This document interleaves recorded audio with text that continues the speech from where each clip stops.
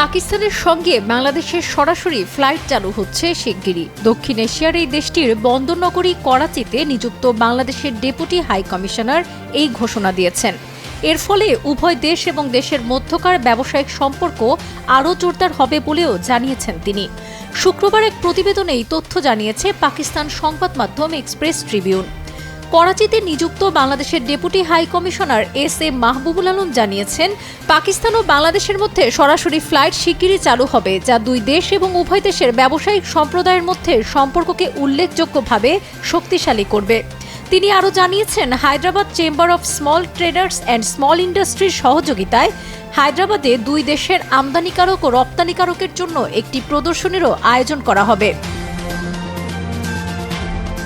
এছাড়া মাহবুবুল আলম 2025 সালের জানুয়ারিতে ঢাকায় অনুষ্ঠিতব্য বার্ষিক বাণিজ্য প্রদর্শনীতে অংশগ্রহণের জন্য পাকিস্তানের ব্যবসায়ী সম্প্রদায়কেও আমন্ত্রণ জানিয়েছেন।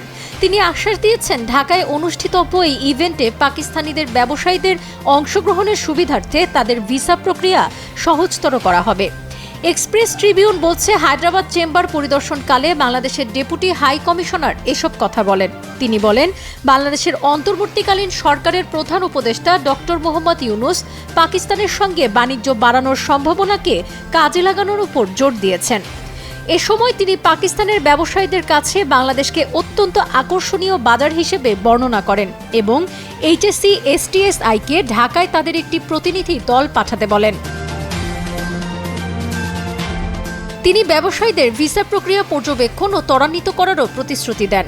মাহবুবুল আলম উল্লেখ করেন, বাংলাদেশ তার পণ্য 80টি দেশে রপ্তানি করে বিলিয়ন ডলার রাজস্ব আয় করছে। তবে তিনি পাকিস্তানের সাথে শক্তিশালী বাণিজ্য সম্পর্কের মাধ্যমে উভয় দেশের সম্পর্ক আরও সম্প্রসারণের প্রয়োজনীয়তার উপর জোর দেন।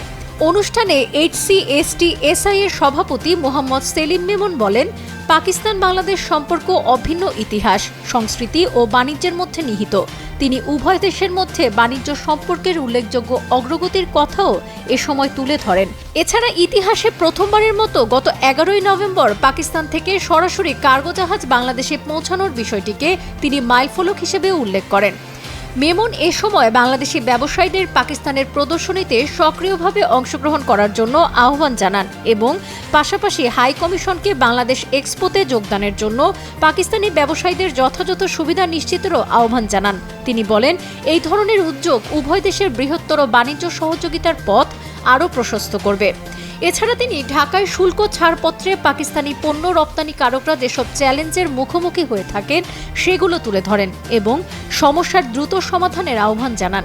এই ধরনের প্রক্রিয়াগুলো আরও সুগম করার জন্য একটি লিয়াজো কমিটি গঠনের সুপারিশও করেন মোহাম্মদ সেলিম মেমন।